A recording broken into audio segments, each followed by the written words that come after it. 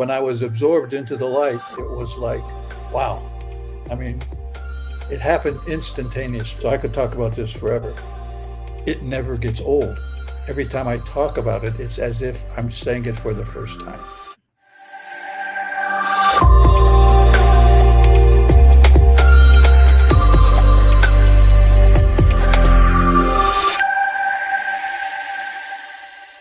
Today, we will be talking with Andy Petro.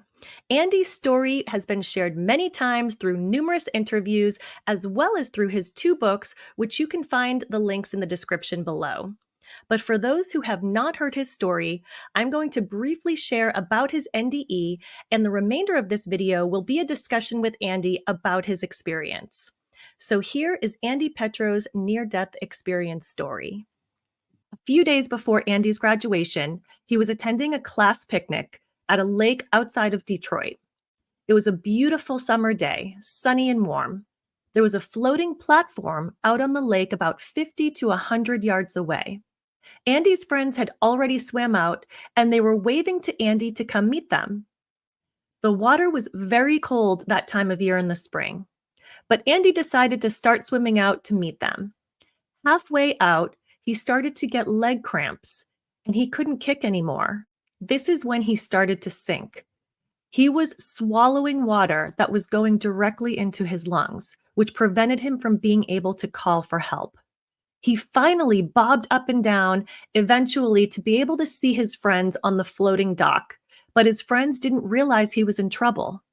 He then descended down to the bottom of the lake where it was dark and murky and he couldn't see anything. He got stuck in the mud at the bottom of the lake, and he could not push himself back up. He was struggling to break free when all of a sudden he heard a voice say, "Andy, stop for a minute. You need to rest." And Andy said back to the voice, "I just need one more breath of air. That's all I want." And the voice responded to him saying, "If you just stop for a minute to rest, you can then continue with your struggle." So Andy agreed and said, "Okay, I'll stop." And the minute those words came out of his mouth, he immediately popped out of his body and entered into a tunnel. It just drew him in like a magnet. As he entered into this tunnel, he turned around to look back and he saw his body stuck in the mud at the bottom of the lake. This confused him because he thought to himself, "I'm not there, I'm here in this tunnel." And he said he looked up and saw a bright light, so bright it was like 1,000 suns all exploding at the same time. Then halfway down the tunnel, he popped into this big sphere, and he was hovering in this sphere with this light next to him. And all around him were motion pictures playing of his life and all of the moments he had lived up to this point.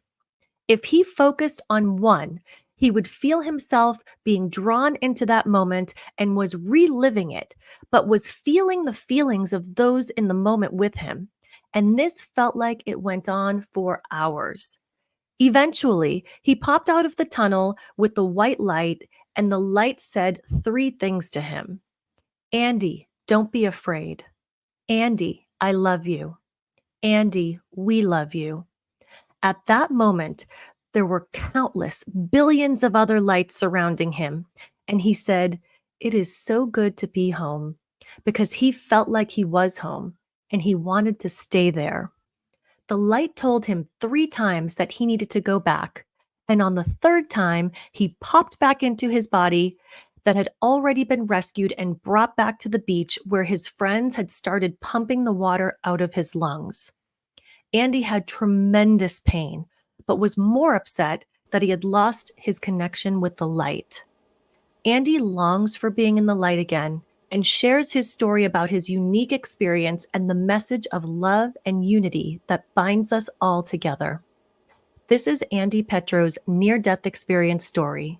And now, here is Andy to explain his experience in his own words. Welcome, Andy. We are happy to have you join us today to share your story about your near-death experience. Thank you very much.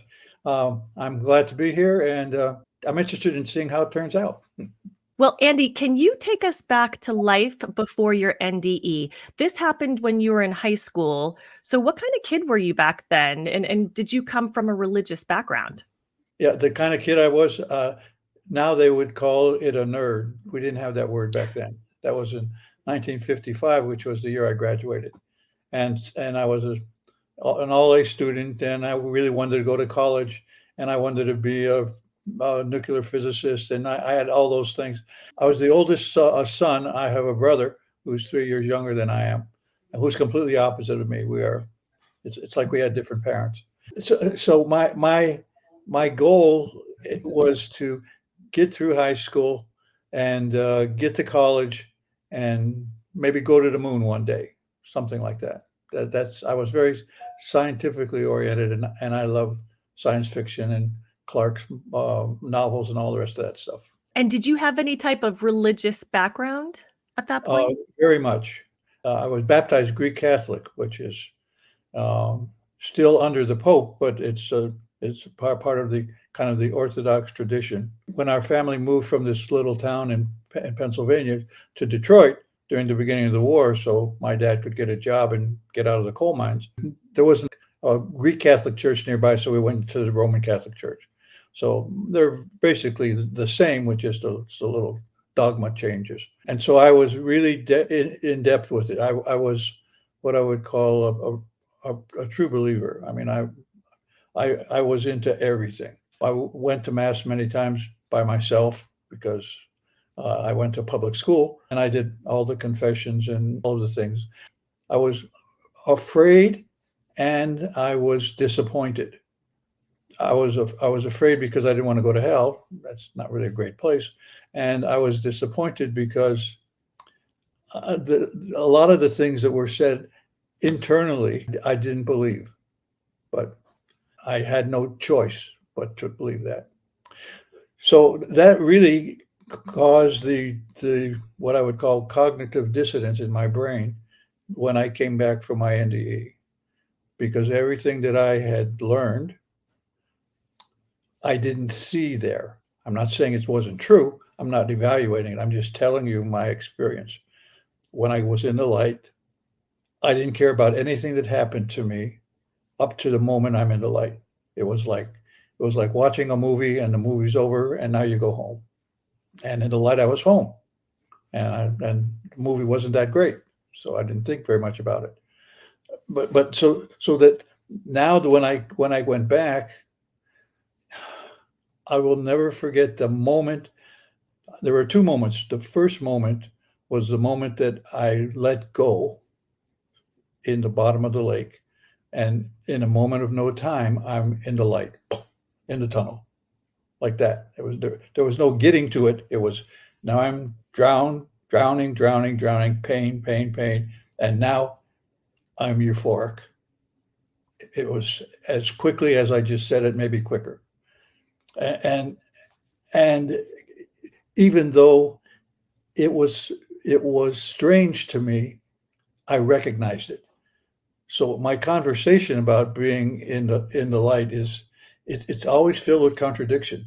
It's like when the light spoke to me, it was a strange voice to me, but I think I heard it somewhere. When I looked at the light and saw whatever the shape was, kind of like a silhouette, I said, "Wow, I've never seen that before." But then I knew it. Everything that I experienced in the light was seeing it for the first time, but knowing that it wasn't the first time.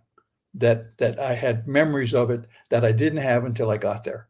That was part of the process, and that's the guy who went to the senior picnic 2 days before graduation with all my friends and swimming out to the floating platform, drowned, and people have asked me, "Well, do you remember, who found you?" And I remember none of that because when I was in the tunnel, in the light, and I looked down and saw my body, it was like it wasn't mine anymore.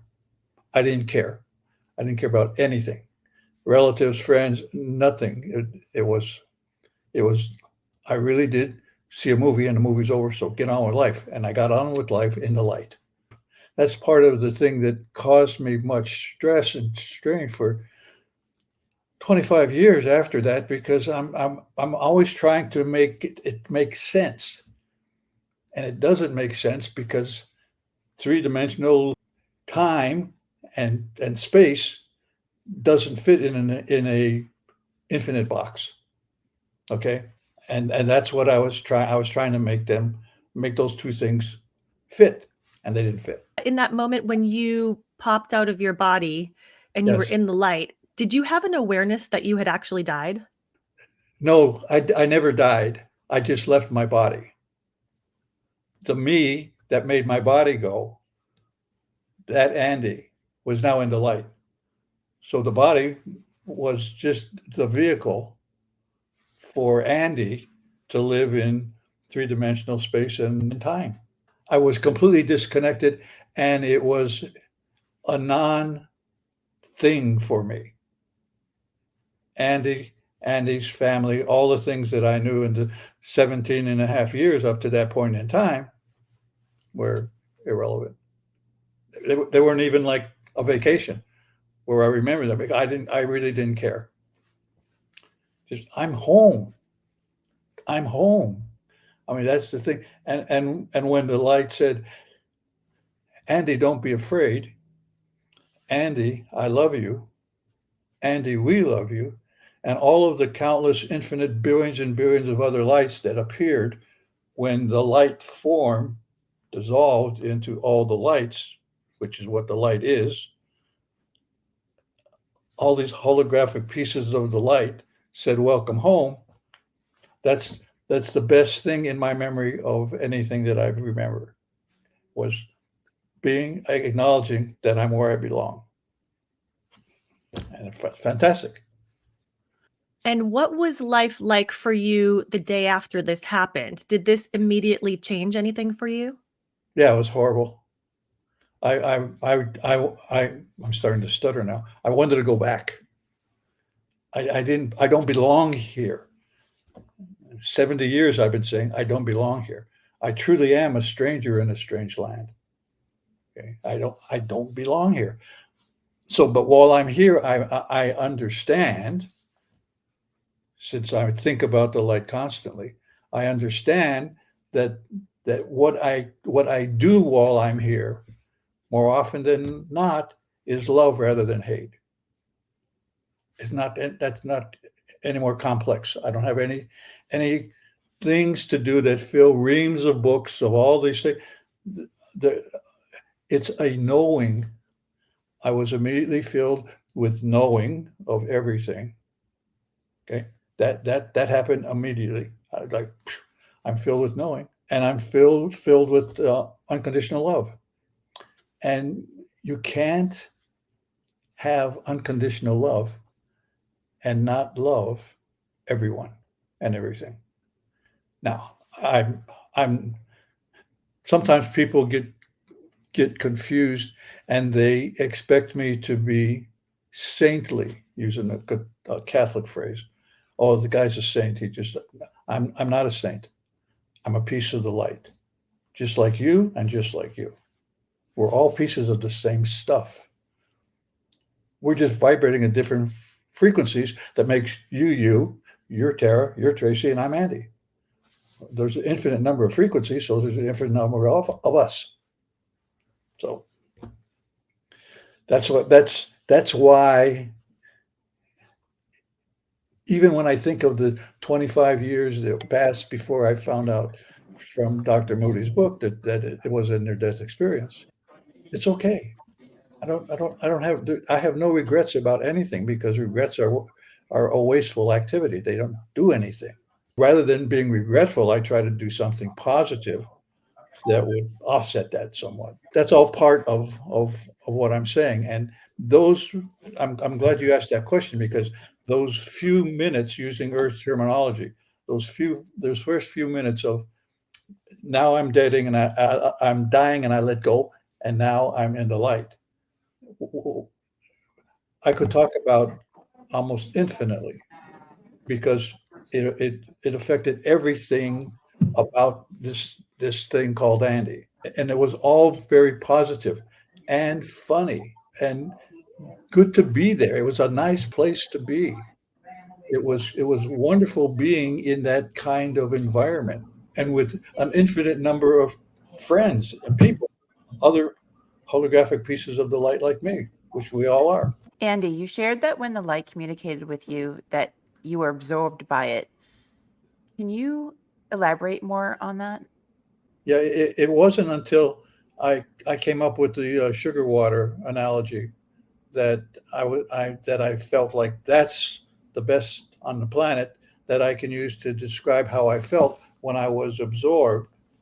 I wasn't brought into the light; I was absorbed in the light, so that the light and I were the same.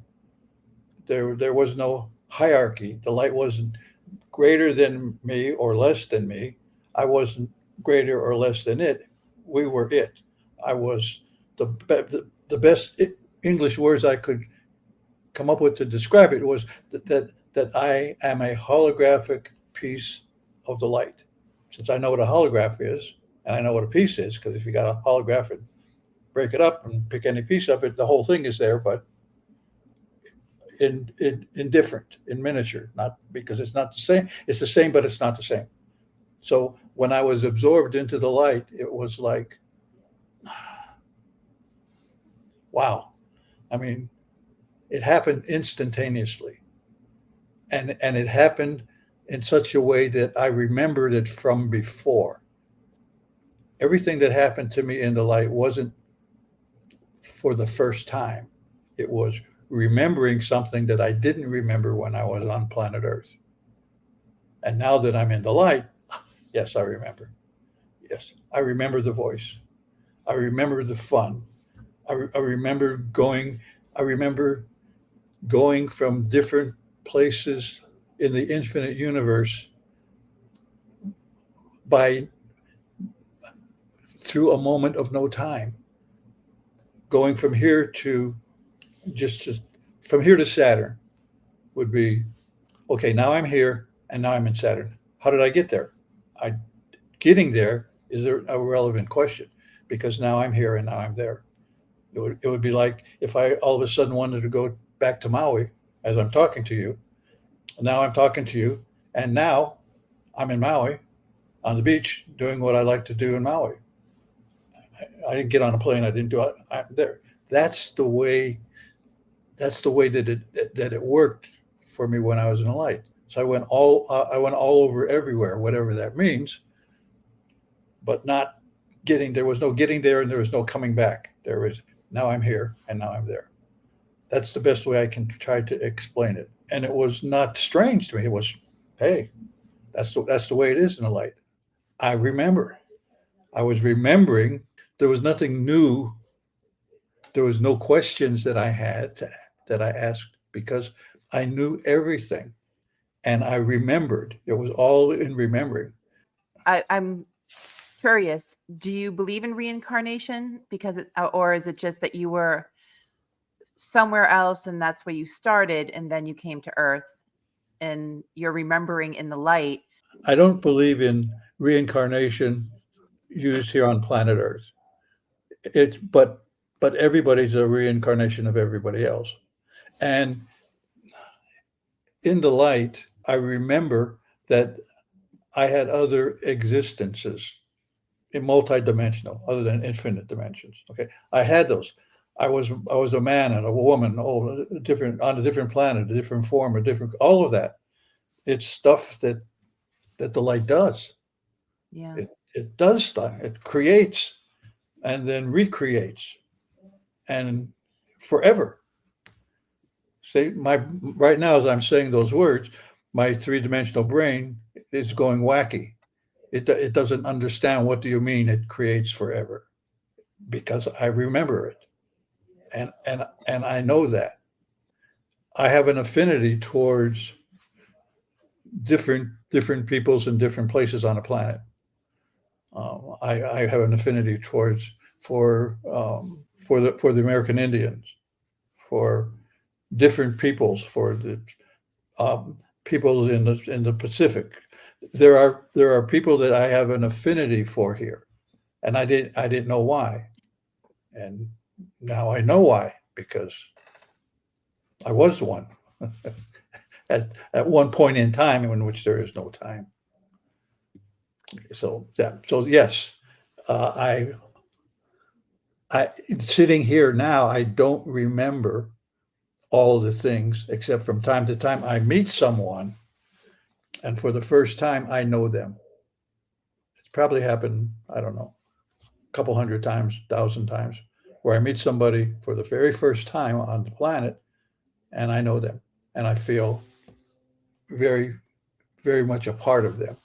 And we start talking like we were chums, and we've never met, because the first time either one of us met the other person, but I know that. I know that person from the light. And I don't know all 8 billion people on the planet right now, but there are some that just resonate with me.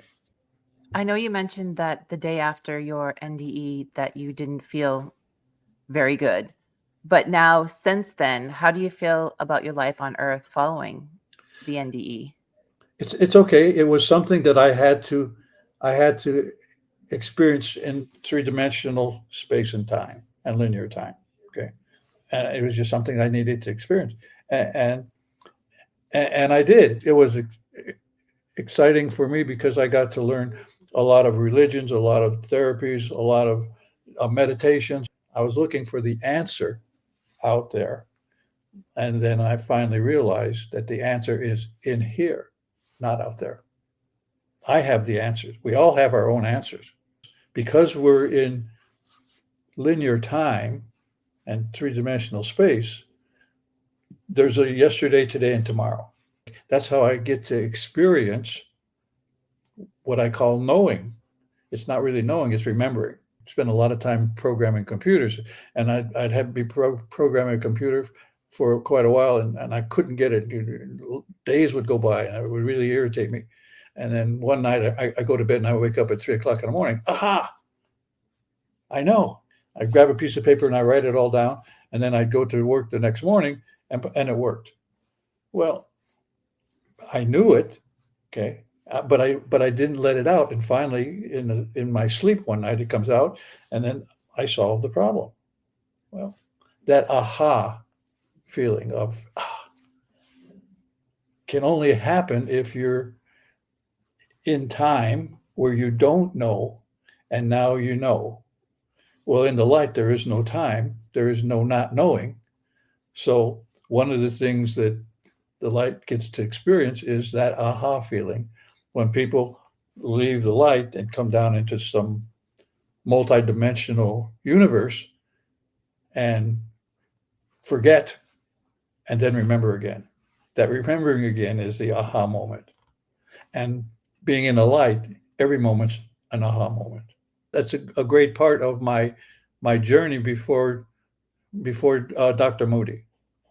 And the thing about that was really great for me with reading Dr. Moody's book is that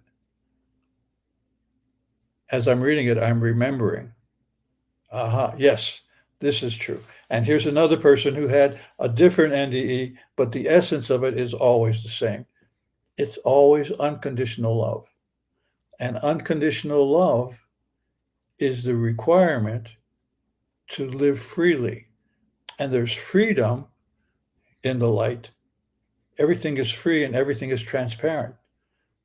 And everything is filled with unconditional love. Well, you put those three things together and you've got a really great sandwich. I mean, talk about something that is really good for you. It's unconditional love, which generates freedom, which now generates pure love and happiness. I used to get really disturbed about what goes on the planet. Right now, there's not a lot of kumbaya stuff going on right now. Okay, but I understand that. I understand that's where we are. There's 8 billion people making choices. I make my choices. I try to do as best that I can in order to share unconditional love rather than hate. And in the light, as I reviewed my life and lifetimes, it was really interesting because every time that the light and I reviewed something that I did that was love motivated, there were beautiful auras that I could see that came about. The whole idea of being self-serving doesn't make sense in the light because we're the same. We're the same pieces of the same stuff. We're just vibrating at different frequencies. We're wearing different costumes. I got a costume right now of an old white guy in a senior home, and you have a costume on, and you're female, and you blonde hair, and all. Everybody's wearing a costume. When you get in the light, the costumes come off, and we see who we really are, which is pieces of each other. And as I'm saying that, my three-dimensional brain is saying, Andy, you're stepping off the deep end. That doesn't make sense to me. I understand it, but it doesn't make sense because I'm almost talking in riddles. But that's what I know. I know. I didn't learn it. I didn't read it. I knew it. The instant I was absorbed into the light, I knew everything. I became that sugar water in which the light and I were one, and the light and everything is one. The subject of time has always fascinated me because I know everyone always says that all we have is the present moment, and that when people cross over to the other side, there's always the discussion that time doesn't exist. And you Yes. did make a mention of this earlier as well. I'm curious if you could share more about that, because that is a concept that just I can't wrap my brain around. So Mhm. I would love to hear your ideas around that. Yeah, I tried to come up with some analogies that made sense. Like, for instance, when I was stuck in the mud, the pain that I could not, even thinking about it now, causes me to shiver because I was in such pain. And then in the next moment of no time, I was euphoric. I was filled with ecstasy. That transition wasn't a transition. In other words, it wasn't something that happened or didn't happen. Okay, it was something that now I'm in the water, dying, and now I'm in the light, living. The idea of time in the light isn't even up for discussion because it's obvious. It would be like I think of a reel of film. If we have a motion picture of my drowning, and here's the point, and this is the frame that says, "Okay, Andy, let go." Okay, and now I cut off the next frame, and I got another movie, which is me in the light, and I take Andy in the light, and now I put them together. So now I'm in terrible pain, and I'm dying, and now I'm in the light. I'm happy. Without a passage of time, it's the next frame. You can't go from bottom of the water to the light. I wasn't going. Now I'm there. Now I'm here. Because there's no time that goes by between the frames. Okay. And it's God, I'm as I'm talking now, and I'm talking about my memories in the light. It's just I'm I'm I'm pretty jazzed right now. I mean, it is really a great feeling to be able to go back and remember what happened. And so being here is, for now, being here. What I know is that 87 years of Earth time is less than a blink of an eye in the light because there is no time. Now we're here. And for me, everything that happened in the movie called Andy on Planet Earth is irrelevant. It was an experience. It was to experience the relative. And I did.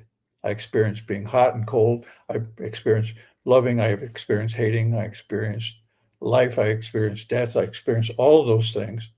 And every time anything is experienced, it goes into the knowledge pool of the light, which has no ending. It has no beginning. It has no ending. So we're constantly adding to it. Is there something you can do now in this life that, you could find that same feeling that you had in the light? on the other side? Yes, it's a personal thing that I do. I have my own meditation, and my meditation occurs anywhere at any time.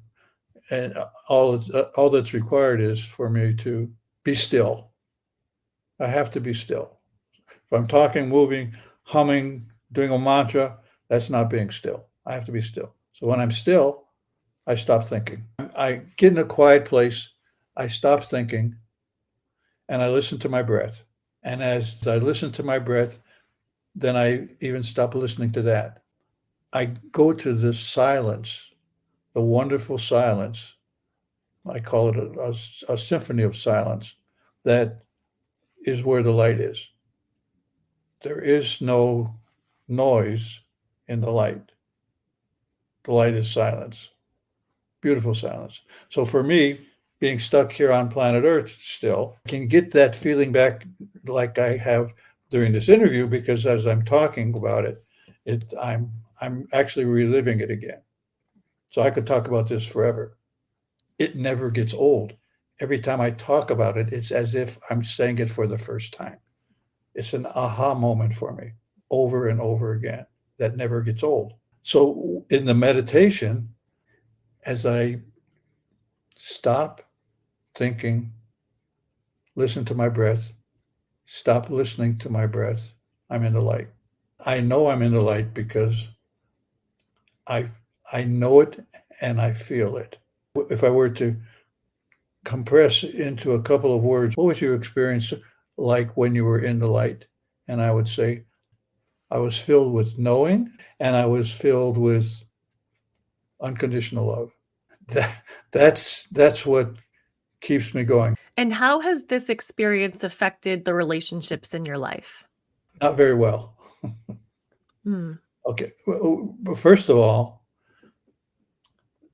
since I went for such a long period of time without talking about it, without letting anybody know, except for me in the quiet of the night. I'm right now.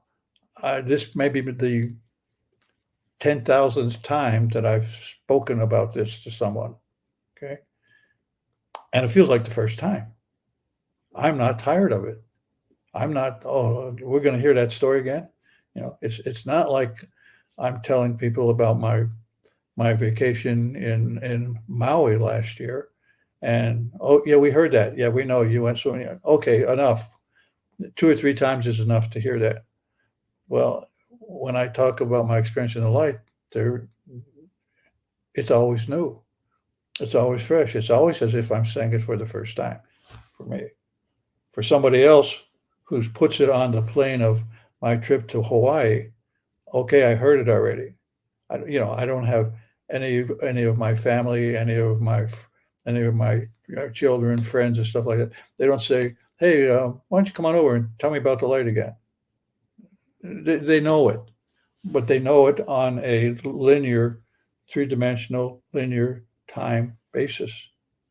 They don't know it from being in the light. So in the light, it's never old. Down here, it's like your vacation. How many times can you talk about that vacation over and over again to the same people? Can't. Enough is enough. With me, there is no enough is enough in the light, because every moment is every moment. I went through some really bad stuff from an earth standpoint. From a life standpoint, I mean, come on. So you experienced being mocked, you experienced being ridiculed, you experienced somebody saying, hope you burn in hell because you didn't see all the things that we know should be there. What do you mean? So yeah, that's fine. I don't care. Whatever, however people react to me, because I continue to say I have nothing to sell. I have nothing to change your mind. I'm not starting a new religion. I'm not looking for advocates of doing away with all the religions that exist. That has nothing to do with me. All I know is I'm a piece of the light, and everyone else is too, also. So that's the way that one goes. That's something that makes me feel that it's okay.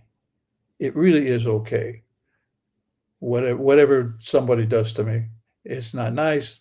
It Why? Because it doesn't make any difference when I get back into the light. It's just, yeah, well, what about if they hurt you and kill you? Yes, I know all those questions. I know all about the wars and the pain and the ugliness and all this negative stuff that we do to each other because we some we's choose to do it. I don't have those answers. I don't know why. I know everything, but I don't know why in three-dimensional time and space.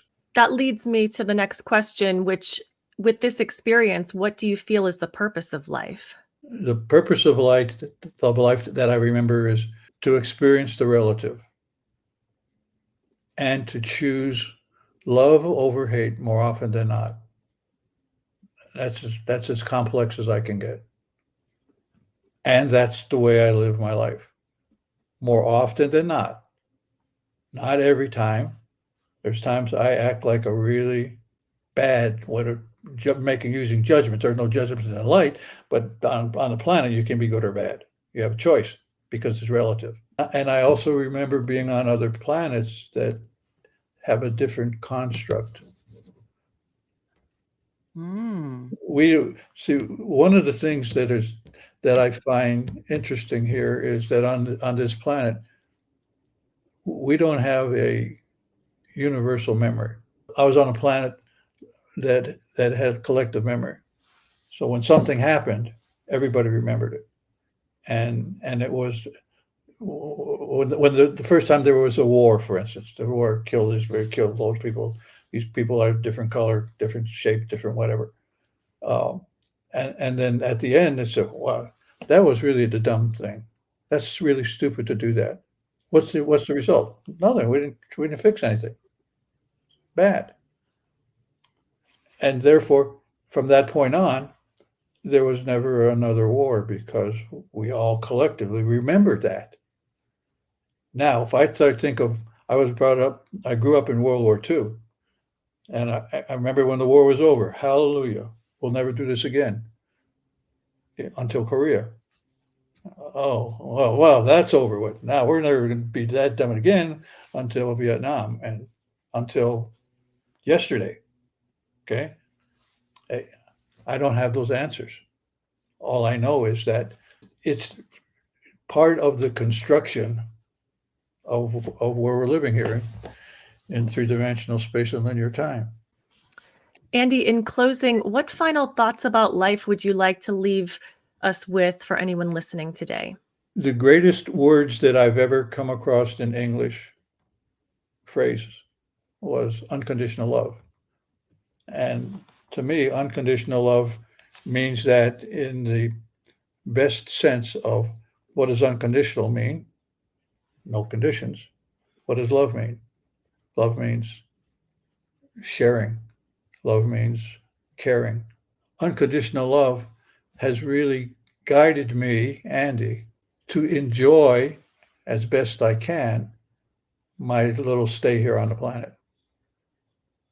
And I find that I can enjoy it more when I go about trying to make other people a little bit happier. Smile rather than frown. Accept rather than reject. Freedom and unconditional love are the same thing. To be truly free, for me, Andy Petro, to be truly free, I got up one time in the middle of the night uh, and I went through everybody that I had ever hurt me from my viewpoint and forgave them and chose to love them because they're pieces of me. And not having any hatred, anger for anyone else inside me. It makes me, I'm cool. I'm happy. What are you going to do from now until the time that you can use your return ticket to get back into the light? And I'm going to say,